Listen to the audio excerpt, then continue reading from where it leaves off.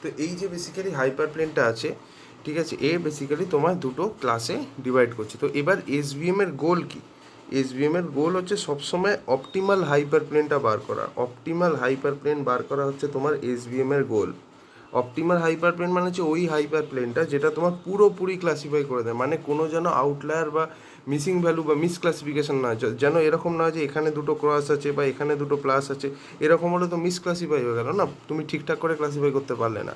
তো সেইটাই হচ্ছে বেসিক্যালি এসভিএম এর গোল, যে আমাকে এমন একটা অপটিমাল হাইপার প্লেন আনতে হবে যেটা তোমার প্রপারলি ক্লাসিফাই করে দেবে, কোনো মানে এদিক ওদিক হবে না। ঠিক আছে, আর এটা কিন্তু সবসময় স্ট্রেট লাইন হয়, এমন না যে ব্যাকাতে এটা হলো বলে তুমি করে দিলে, না না না না না, এটা একদম স্ট্রেট লাইন হতে হবে। ঠিক আছে, আর গোল হচ্ছে অপটিমাল হাইপার প্লেন খুঁজতে হবে। ঠিক আছে, এইবার দেখো এসভিএম আমরা কোথায় ইউজ করি, এসভিএম আমরা কোন কোন জায়গায় ইউজ করি তার ডোমেনগুলো দেখাচ্ছি। ইমেজ রেকগনিশন, যেমন আমি একটু আগেই বললাম, ইমেজ রেকগনিশন, যেমন কোনটা কুকুরের ছবি কোনটা বিড়ালের ছবি, এইগুলোর জন্য তুমি এসভিএম ইউজ করো, মানে কম্পিউটারকে বোঝাবার জন্য। নেক্সট হচ্ছে গিয়ে টেক্সট ক্লাসিফিকেশান। টেক্সট ক্লাসিফিকেশান মানে কোন টেক্সটটা কোন ক্যাটাগরির মধ্যে পড়ছে ওইগুলো দেখাবার জন্য আমরা এসভিএম ইউজ করি। ঠিক আছে, এনএলপিতেও ইউজ হয়, ঠিক আছে, সেগুলো আলাদা পরে বলবো। এবার নেক্সট হচ্ছে যে এসভিএমে তোমাকে যদি ডেটাকে রিপ্রেজেন্ট করতে হয়, ঠিক আছে, তো তাহলে তোমাকে ডেটা লেবেলড রাখতে হবে। ঠিক আছে, এসভিএম আমি এখানে লিখেই দিচ্ছি, SVM only works for label data. SVM only works for labelled data.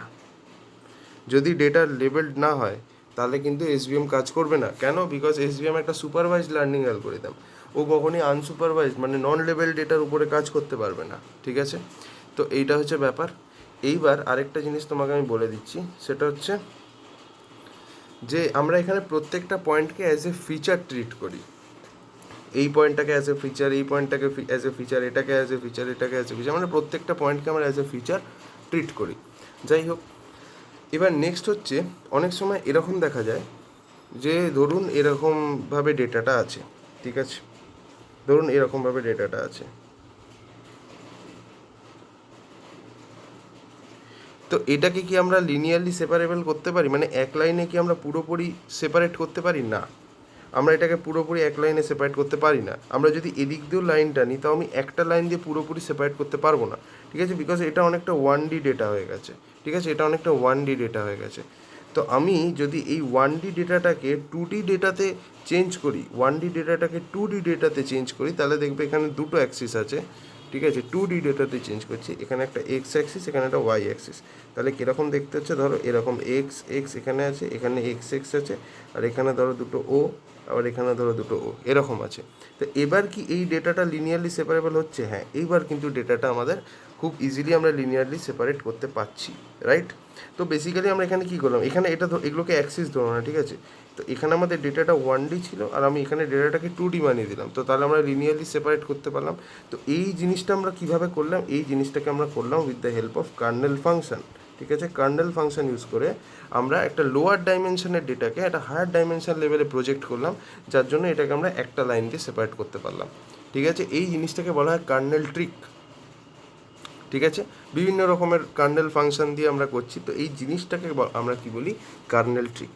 ঠিক আছে, তো এই হচ্ছে ব্যাপার, মোটামুটি কিছুটা আই গেস বোঝা গেল। তো এই কার্নেল ফাংশন বেসিক্যালি কী করে, লোয়ার ডাইমেনশনাল যে ডেটাগুলো হয়, লোয়ার ডাইমেনশনাল যে ডেটা হয় সেটাকে ও বেসিক্যালি হায়ার ডাইমেনশনাল ডেটাতে প্রজেক্ট করে বা ফেলে দেয়, যেটাই আপনার বলতে ভালো লাগে সেটাই, হায়ার ডাইমেনশনাল ডেটাতে ফেলে দেয়, যাতে আমাদের যে ডেটাটা আছে ওটাকে আমরা প্রপারলি কী করতে পারি, ক্লাসিফাই করতে পারি। ওকে, সো এই জিনিসটা আছে।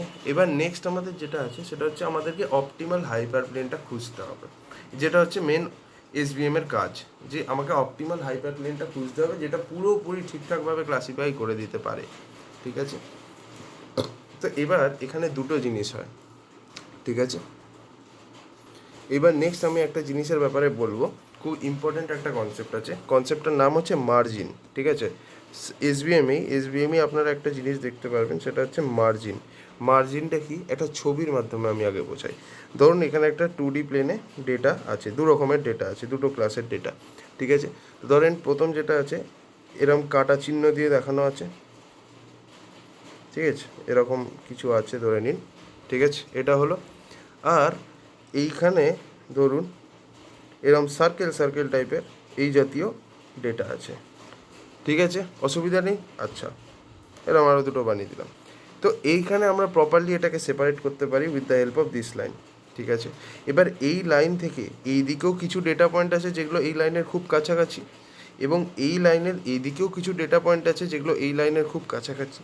তো বেসিক্যালি এই লাইন থেকে এক্স, ধরো এই এই যেগুলো এক্স আছে সেটাকে আমি ক্লাস এক্স দিয়ে ডিনোট করছি, আর যেটা ও আছে সেটাকে আমরা ক্লাস ও দিয়ে ডিনোট করছি, মানে এই এই সাইডটাকে। তো বেসিক্যালি এই পার্টিকুলার লাইন থেকে কিছু ডেটা পয়েন্ট আছে এক্স ক্লাসের যেগুলো এই লাইনের সব থেকে কাছে। ফর এক্সাম্পল আমি ধরে নিচ্ছি এই একটা পয়েন্ট আর এই একটা পয়েন্ট, এই দুটো পয়েন্ট সব থেকে বেশি কাছে এই পার্টিকুলার হাইপার প্লেনের। এটা কি? এটা তো একটা হাইপার প্লেন। সিমিলারলি এই ক্লাসে যেটা ও ক্লাস, এখানেও ধরো এখানে এরকম দুটো ডেটা পয়েন্ট বানিয়ে দিচ্ছি। ধরো এখানেও দুটো ডেটা পয়েন্ট আছে যেগুলো হাইপার প্লেনের সব থেকে বেশি কাছে, যেটা হচ্ছে এইটা এবং এইটা, ঠিক আছে। তো এই যে পয়েন্টগুলো আছে, ঠিক আছে, তো এবার আমি যদি বেসিক্যালি এই দুটো পয়েন্টকে একটা পার্টিকুলার স্ট্রেট লাইন দিয়ে বানাবার চেষ্টা করি, একটা পার্টিকুলার স্ট্রেট লাইন যদি এই দুটো পয়েন্টকে ইন্টারসেক্ট করিয়ে বানাবার চেষ্টা করি, ধরো এটাও একটা আছে, ঠিক আছে, অসুবিধা নেই। ধরো আমি এই পার্টিকুলার, ধরো এই তিনটে পয়েন্টকে যদি আমি একটা পার্টিকুলার স্ট্রেট লাইন দিয়ে বানিয়ে দিতে পারি, আর ধরো এখানে এই দুটো ডেটা পয়েন্ট আছে, এই দুটো ডেটা পয়েন্টকেও যদি আমি আরেকটা স্ট্রেট লাইন দিয়ে বানিয়ে দিতে পারি, তো এখানে একটা লাইন তৈরি হচ্ছে এবং এখানে একটা লাইন তৈরি হচ্ছে। তো বেসিক্যালি এই যে ডটেড লাইন থেকে এই যে হাইপার প্লেন, এদের মাঝখানে যে ডিস্টেন্সটা, এই ডিস্টেন্সটাকে বলা হয় হচ্ছে মার্জিন। এই ডিস্টেন্সটাকে বলা হয় হচ্ছে মার্জিন। সিমিলারলি এদিকেও দেখো আমি এই দুটো ডেটা পয়েন্টকে একটা পার্টিকুলার স্ট্রেট লাইন দিয়ে ইন্টারসেক্ট করে দিয়েছি। তো বেসিক্যালি এই যে ডটেড লাইনটা তৈরি হয়েছে, এটা থেকে এই হাইপার প্লেনের মাঝখানের যে দূরত্বটা, যে ডিস্টেন্সটা, এটাকে আমরা কি বলি? মার্জিন বলি। তাহলে এই যে ক্লোজেস্ট পয়েন্ট যেগুলো তোমার এই হাইপার প্লেন থেকে সব থেকে বেশি কাছে, এই পয়েন্টগুলোর কোনো নাম নেই? এই পয়েন্টগুলোরও নাম আছে। এই পয়েন্টগুলোর তাহলে কী নাম? এই পয়েন্টগুলোর নাম হচ্ছে সাপোর্ট ভেক্টরস। এই পয়েন্টগুলোর নাম হচ্ছে তোমার সাপোর্ট ভেক্টরস। এদিকেও এবং এদিকেও দুটোই, এদিকেও তোমার এগুলোকে আমরা কি বলি? Support vector. তো এটা ছবির থ্রু দিয়ে আশা করি তোমরা বুঝতে পারছো যে গল্পটা কী হচ্ছে। তাহলে তা এই দেখো এখানে কিন্তু আমাদেরকে ক্লাসের লেভেল করে দিতে হবে। এই যে এই এই ক্লাসটার নাম হচ্ছে লেভেল ক্লাস এক্স, আর এই ক্লাসের নাম হচ্ছে লেভেল ক্লাস ও, ঠিক আছে। তো বেসিক্যালি এইটা হচ্ছে আমাদের বেসিক্যালি মার্জিন, যেটা হচ্ছে ক্লোজেস্ট পয়েন্টগুলোকে যদি আমি একটা সরল রেখা, মানে একটা স্ট্রেট লাইন দিয়ে পুরো ইন্টারসেক্ট করার চেষ্টা করি, তাহলে আমি যেটা পাবো that is nothing but margin, ঠিক আছে। আর যে যে ক্লোজেস্ট ডেটা পয়েন্টগুলো আছে সেগুলোকে আমরা বলি সাপোর্ট ভেক্টর, ওকে। এবার নেক্সট আমাদের যে জিনিসটা আছে সেটা হচ্ছে হাইপার প্লেন। হাইপার প্লেন তো বললাম। এবার এই যে হাইপার প্লেন দেখছো, এটা তোমার কি? এটা হচ্ছে একটা স্ট্রেট লাইন, এটা হচ্ছে একটা স্ট্রেট লাইন। এটাকে আমরা কি বলি? ডিসিশন বাউন্ডারি বলি। কেন এটাকে ডিসিশন বাউন্ডারি বলছি? বিকজ এটাই তো ডিসাইড করছে, এটার জন্যই তো আমরা দুটো ক্লাস পাচ্ছি, এর বাঁ দিকে এক্স ক্লাস, এর ডান দিকে ও ক্লাস। তো এটাই তো ডিসাইড করছে, এই লাইনটাই তো ডিসাইড করছে বাঁ দিকে কী ক্লাস, ডান দিকে কী ক্লাস। সেই জন্য এটাকে আমরা বলি ডিসিশন বাউন্ডারি। এর বাঁ দিকে একরকম, ডান দিকে আরেক রকম। এই হাইপার প্লেনটাকে আমরা একটা লিনিয়ার ইকুয়েশন দিয়ে, ঠিক আছে, একটা সরল সমীকরণ, মানে একটা কি বলবো, লিনিয়ার ইকুয়েশনই বলছি, লিনিয়ার ইকুয়েশন দিয়ে রিপ্রেজেন্ট করি। সেই ইকুয়েশনটা হচ্ছে ডাব্লু এক্স প্লাস বি। এখানে বিটা হচ্ছে কি? আমাদের ইন্টারসেপ্ট, ডাব্লুটা কি? স্লোপ। তো W X plus B equal to 0। এইটা হচ্ছে কি আমাদের যে হাইপার প্লেনটা আছে, এই হাইপার প্লেনের ইকুয়েশনটা বা সমীকরণটা হচ্ছে আমাদের এইটা। তো এই যে W X plus B equal to 0, এখানে আমাদের কি আছে? এবার দেখো, এটা তো ম্যাথসে আমরা জানি যে এ ডাব্লু এক্স প্লাস বি, কিন্তু মেশিন লার্নিংয়ের টার্মসে ডাব্লুটা কি, এক্সটা কি, বিটা কি? তাহলে ডাব্লুটা হচ্ছে কিছুই না, ডাব্লু হচ্ছে ওয়েট ভেক্টর। ডাব্লু হচ্ছে কিছুই না, ডাব্লু হচ্ছে ওয়েট ভেক্টর, ঠিক আছে। এক্সটা কি? এক্সটা হচ্ছে তোমার ফিচার ভেক্টর বা ইনপুট ভেক্টর, যা খুশি বলতে পারো, তোমার ইচ্ছা। বিটা কি ভাই? বিটা হচ্ছে তোমার বায়াস, বায়াস যেটা হচ্ছে এক্সট্রা তোমার যেটা অ্যাডেড থাকে, বায়াস টার্ম, ঠিক আছে। তো এটা হলো। এবার সবসময় মাথায় রাখবে এই যে ওয়েট ভেক্টরটা থাকে সেটা সবসময় এই হাইপার প্লেনের সাথে পারপেন্ডিকুলার থাকে। আমি এটাও লিখে দিচ্ছি, ঠিক আছে, সব ইম্পর্টেন্ট পয়েন্টগুলো লিখে দিচ্ছি। সেটা হচ্ছে যে weight vector is perpendicular to the hyperplane. সবসময় মাথায় রাখবে ওয়েট ভেক্টর মানে কি। ওয়েট ভেক্টর কিরম দেখতে হয় আমি বলে দিচ্ছি। ধরো যদি n নাম্বার অফ ওয়েটস থাকে তো তুমি তাহলে ওয়েট ভেক্টরটাকে কীরমভাবে দেখাবে, ডাব্লু ইজ ইকাল টু, ধরো এখানে আশা করি দেখতে পাচ্ছ ওয়েট ভেক্টর এরকম হবে W1 W2 W3 এরকম করে আপটিল যে কটা ওয়েটস থাকবে, এটাই হচ্ছে তোমার ওয়েট ভেক্টর। ক্লিয়ার? ওকে। আচ্ছা, আরেকটা জিনিস আমি তোমাদের দেখিয়ে দিই। ধরো ঠিক আছে, তাহলে আমি এই যে মার্জিনটা আছে এর কোনো ইকুয়েশন হবে না? অবশ্যই হবে, এরও ইকুয়েশন হবে। এই দুটো মার্জিনেরই দুটো আলাদা আলাদা ইকুয়েশন হবে। আমি ধরে নিচ্ছি এই যে মার্জিনটা আছে, যেহেতু এটা একটা স্ট্রেট লাইন, ইকুয়েশনটা তো তোমার W(x+b) হবে, কিন্তু ইকুয়ালস টু এইখানে কি হবে, এটাই হচ্ছে মেন। ধরে নিচ্ছি এই দিকে যেটা আছে এটা হচ্ছে তোমার যেহেতু নেগেটিভ এক্স অ্যাক্সিসের দিকে, এই সাইডটা কি হচ্ছে তোমার নেগেটিভ এক্স অ্যাক্সিস, আর এই সাইডটা হচ্ছে তোমার পজিটিভ এক্স অ্যাক্সিসের দিকে। কথার কথা বলছি, তাহলে যেহেতু এটা নেগেটিভ এক্স অ্যাক্সিসের দিকে আমি ধরে নিচ্ছি W(x+b) ইকুয়াল টু -1। তাহলে এই যে মার্জিনটা আছে এই মার্জিনের সমীকরণটা কি হবে, সেটা হবে W(x+b) ইকুয়াল টু -1। ঠিক আছে?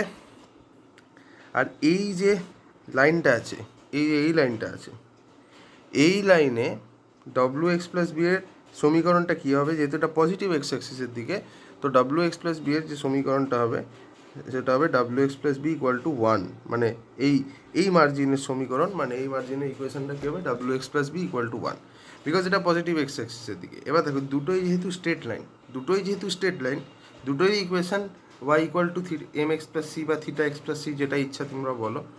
বাট জাস্ট এখানে তোমার এই যে ভ্যালুটা, এই যে কনস্ট্যান্ট যেটা, এইটা খালি চেঞ্জ হচ্ছে, আর কিছুই না।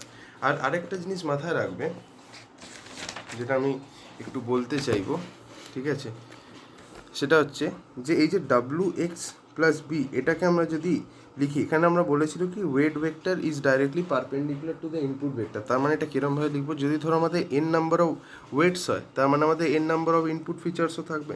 তাহলে এটাকে আমরা লিখি কীরমভাবে, যদি পারপেন্ডিকুলার বলছে না, তো তাহলে দেখো W1 W2 এরম করে আপ টিল Wn অবধি আছে, ইনটু পারপেন্ডিকুলার যেহেতু তার মানে x1 x2 এরম করে আপ টিল xn অবধি আছে, প্লাস b। তো এইভাবে আমাদেরকে লিখতে হয়, বুঝতে পেরেছ? এইভাবে আমাদেরকে লিখতে হয়। সো যদি আমাদের তাহলে একটা মার্জিনের ইকুয়েশন কি আসছে আমাদের, আমি রিক্যাপ মেরে দিচ্ছি এখানে একবার, যেটা অপটিমাল হাইপার প্লেন বা যেটা ডিসিশন বাউন্ডারি, তার ইকুয়েশন W(x+b) ইকুয়াল টু 0। তার বাঁ দিকে যদি পড়ে, মানে ক্লাস এক্স বা একটা মানে ক্লাস 1, তার যদি ইকুয়েশন কেউ জিজ্ঞেস করে, সেটা হয়ে যাবে W(x+b) ইকুয়াল টু -1। আর আরেকটা সাইডের মানে যে মার্জিনটা আছে তার ইকুয়েশন কি, W(x+b) ইকুয়াল টু +1। সো এই তিনটে ইকুয়েশন আমাদেরকে এসভিএমে মাথায় রাখতে হবে। এবার নেক্সট আমাদের যেটা আছে সেটা হচ্ছে মার্জিন দু রকমের হয়, ঠিক আছে, একটা হচ্ছে সফট মার্জিন আর একটা হচ্ছে হার্ড মার্জিন। ঠিক আছে, তো সেটা প্রথমে আগে আমি সফট মার্জিনের ব্যাপারেই বলছি। ঠিক আছে, সো আসো সফট মার্জিনের ব্যাপারে একটুখানি আলোচনা করা যাক। তো দেখো সফট মার্জিন কী হয়, অনেক সময় এরকম দেখা যায় যখন তুমি একটা বাইনারি ক্লাসিফিকেশন প্রবলেমে, ঠিক আছে, যখন তুমি এসভিএম লাগাও, ঠিক আছে, অনেক সময় দেখা যায় পুরোপুরি প্রপারলি ক্লাসিফাই হয় না। ঠিক আছে, কিছু মিসক্লাসিফিকেশন হয়ে যায়। ঠিক আছে, কীরম হয় আমি বলে দিচ্ছি। ঠিক আছে, মিসক্লাসিফিকেশন হয়ে যায়, পুরোপুরি প্রপারলি ক্লাসিফাই হয় না, মিসক্লাসিফিকেশন থেকে যায়। ফর এক্সাম্পল দেখো, ধরো তুমি এরকম আমাদের ডেটা সেট আছে, এদিকে তোমার ও আছে, সব ওগুলো আছে, ঠিক আছে, তো এরকম আমি বানাচ্ছি। এবার ধরো এখানে কিছু এক্স আছে, এক্সগুলো এদিকে আছে, এই বরাবর সব এক্স আছে। এইবার গল্পটা কি হচ্ছে, ধরো তুমি এখানে এসভিএম লাগালে, ঠিক আছে, আচ্ছা ধরো এখানে কিছু এক্স আছে এরকম, আর এদিকে কিছু ও আছে এরকম। এবার তুমি যদি লিনিয়ারলি সেপারেবল করো, তুমি যদি এসভিএম লাগাও, তাহলে এটা হচ্ছে তোমার অপটিমাল হাইপার প্লেন বা ডিসিশন বাউন্ডারি, আর এর ক্লোজেস্ট পয়েন্টগুলো হচ্ছে তোমার সাপোর্ট ভেক্টর, তাই তো? তাহলে এটা একটা সাপোর্ট ভেক্টর, এইগুলো সব সাপোর্ট ভেক্টর এদিকে। তো এই বরাবর আমি যে মার্জিনগুলো টানবো, এই বরাবর আমি যে মার্জিনগুলো টানবো সেগুলোই হচ্ছে মার্জিন।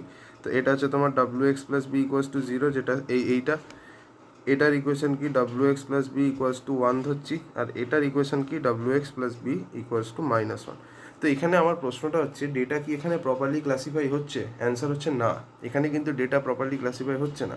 বিকজ দেখো এই তোমার এই হাইপার প্লেন যেটা ডিসিশন বাউন্ডারি, তার ডান দিকে তোমার সব এক্স থাকা উচিত, কিন্তু সব কি এক্স আছে? না, এখানে দেখো কত জিরো আছে, তো প্রপারলি ক্লাসিফাই হয়নি। সিমিলারলি এই দিকে দেখো বাঁ দিকে সবই কি ও আছে? না, নেই। তো এখানে কিছু আমাদের ক্রসও আছে, তো তাহলে এখানে প্রপারলি ক্লাসিফাই হয়নি। এখানে আমরা দেখতেই পাচ্ছি কি হয়েছে, মিস ক্লাসিফিকেশন হয়েছে। তো এরকম ক্ষেত্রে আমায় কি করতে হবে? এরকম ক্ষেত্রে যদি এরকম এরার থাকে, এরার থাকলেই মাথায় রাখবে একটা রেগুলারাইজেশন প্যারামিটার লাগাতেই হবে। যে কোনো জায়গায় যদি এরার থাকে তখন আমাদের কি লাগাতে হয়? একটা রেগুলারাইজেশন প্যারামিটার লাগাতে হয়, রেগুলারাইজেশন প্যারামিটার লাগাতে হয়। এটা কি করে? বেসিক্যালি এরারের জন্য যে এফেক্টটা হচ্ছে ওই এফেক্টটাকে মিনিমাইজ করে, তার মানে বাকি কথায় এরারটাকেই মিনিমাইজ করার চেষ্টা করে বাই রিডিউসিং ইটস এফেক্ট। এই প্যারামিটারটার নাম হচ্ছে সি প্যারামিটার, যেটা এইখানে আমাদের এসবিএমে যেটা ইউজ হবে সেটার নাম হচ্ছে সি প্যারামিটার। তো বেসিক্যালি এখানে এটা সফট মার্জিন কেন বলছি? বিকজ এটা প্রপারলি ক্লাসিফাই করতে পারছে না, ঠিক আছে? তো বেসিক্যালি সি প্যারামিটার ইউজ করা হয়। তো সি প্যারামিটারটা কী করে? সি প্যারামিটার বেসিক্যালি তোমার এই মার্জিন, ঠিক আছে, এই মার্জিন আর এই যে তোমার ডিসিশন বাউন্ডারি, এদের মাঝখানের যে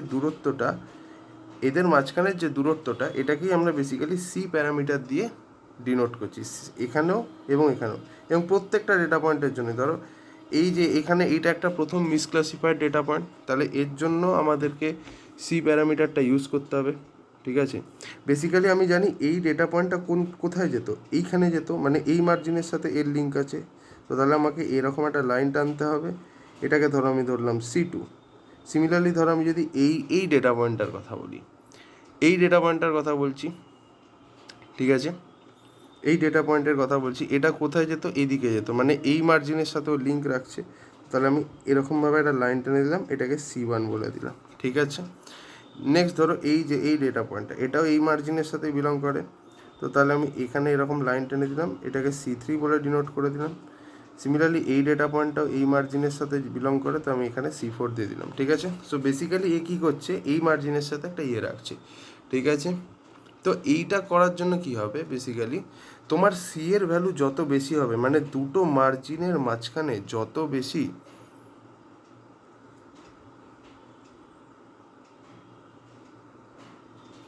তোমাদের দুটো মাঝখানে সি এর ডিস্টেন্সটা যত বেশি হবে তত কিন্তু তোমার এরারের চান্স কম হবে, ঠিক আছে?